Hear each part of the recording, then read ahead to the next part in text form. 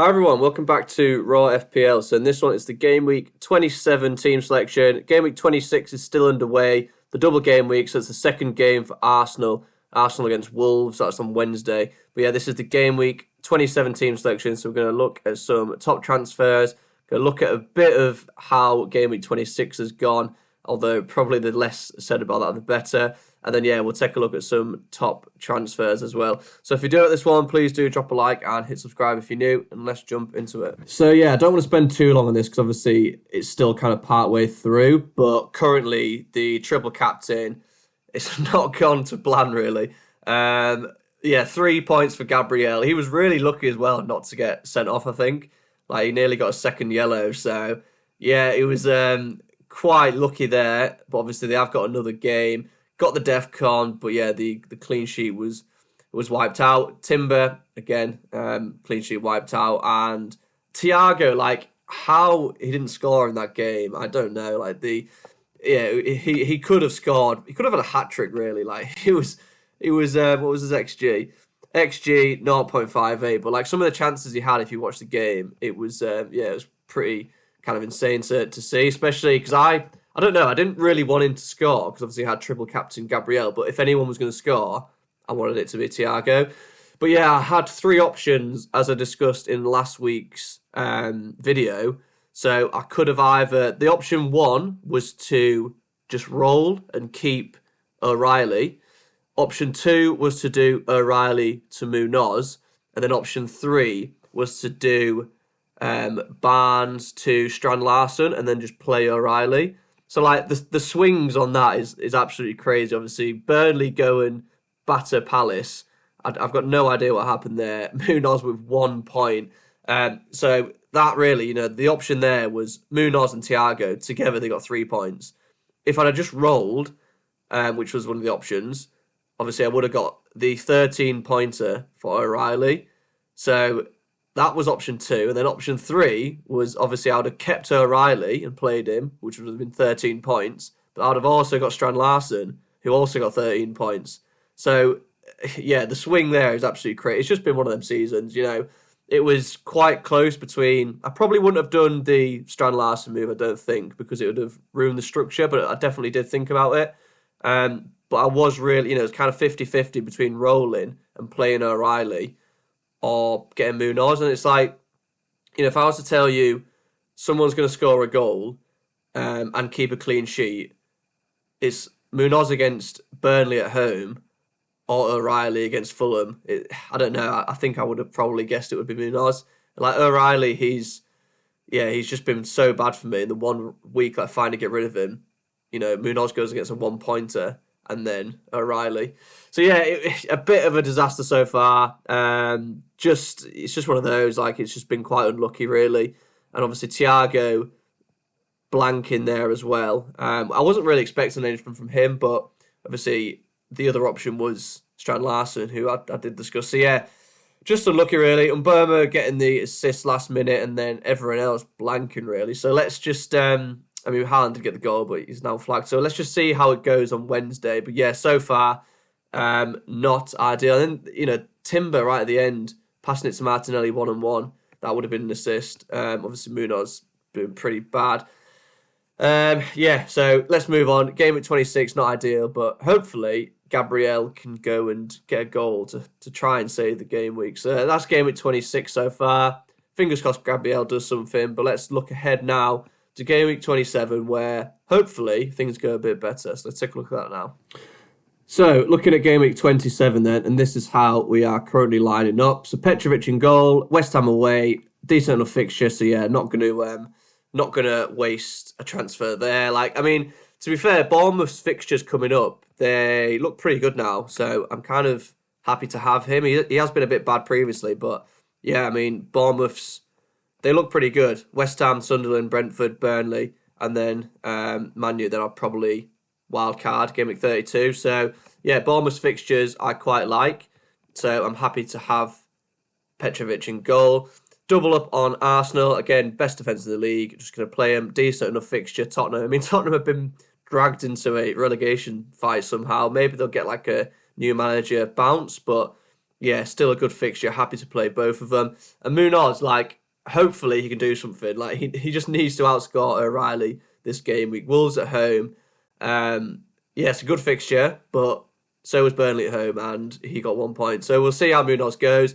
Yeah, I mean, I still think, I don't know, you've obviously, the good fixture was Burnley, then it was straight into Wolves. So obviously in hindsight, I would have just kept O'Reilly, but I still think the decision, Burnley at home, Wolves at home, it was such a good fixture to target. So I think the decision was still good. But yeah, obviously the points have not kind of reflected that as of yet. But that's the defence. Doesn't need a transfer, I don't think. Into midfield, currently got Rodgers at Leeds. Again, decent fixture. If you've got Rodgers, I think you just keep him at this point.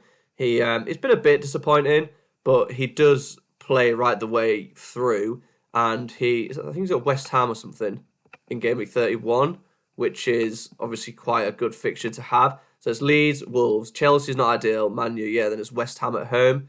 So I think if you've got Rodgers, you keep him. You could even bring him in. Leeds and Wolves, pretty good fixtures. And like I say, West Ham at home, 31. So I actually don't mind bringing in Rodgers still. I definitely wouldn't be selling him. And then Enzo. Now, Enzo's a funny one because I don't know if I'd buy him now. Burnley at home is a good fixture.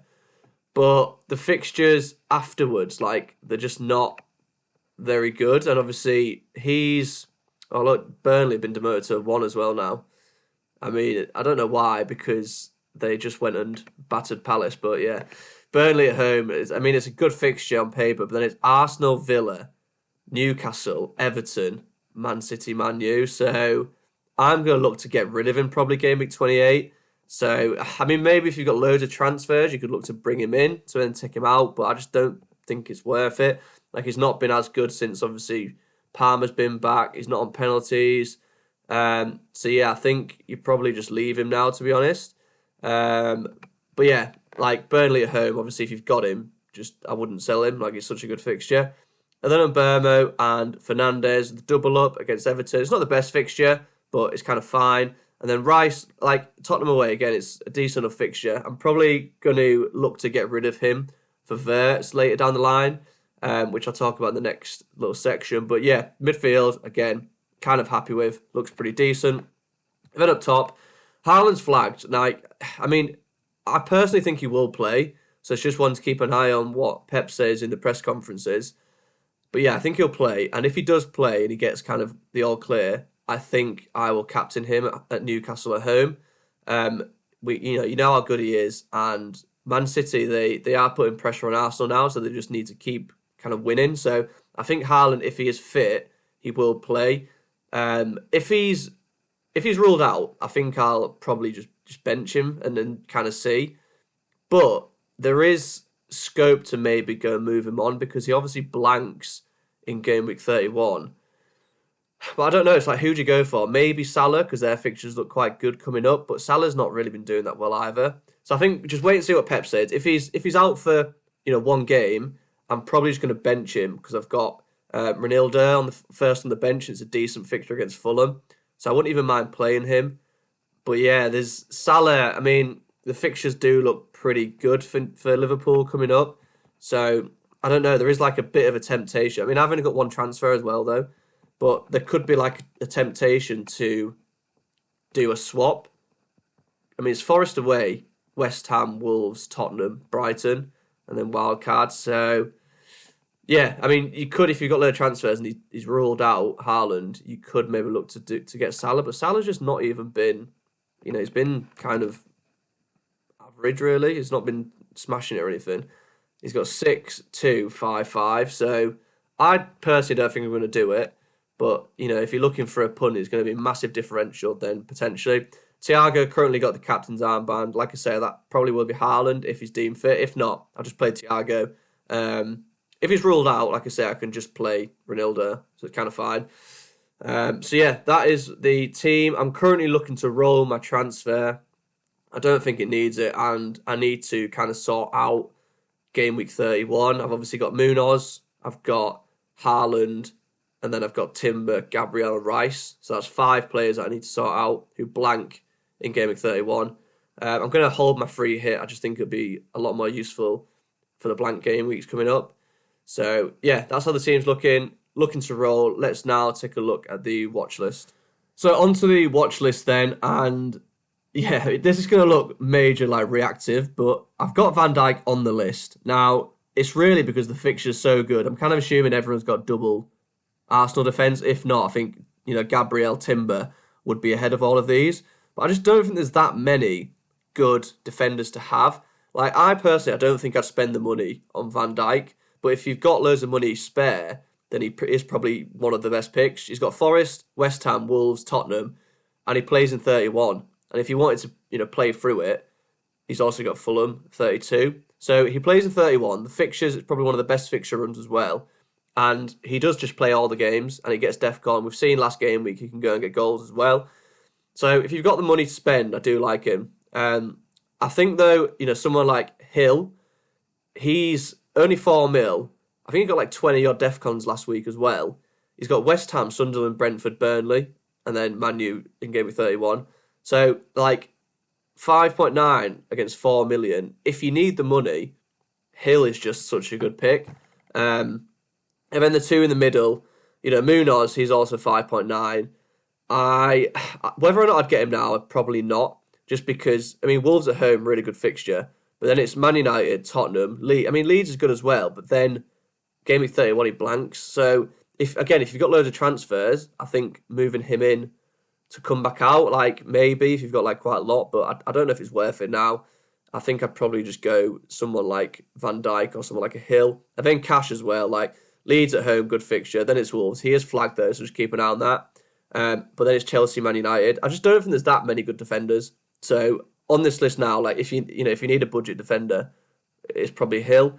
Senesi is a lot more expensive, and they both look nailed right now. Both good DEFCON potential. So yeah, I think Hill's probably the one. Van Dijk or Brentford defenders, but it's just I don't actually know. There's so much rotation going on there, so I'll probably avoid for now. So yeah, I think it's either Van Dijk or if you need some cash, probably go for Hill. Onto the midfielders.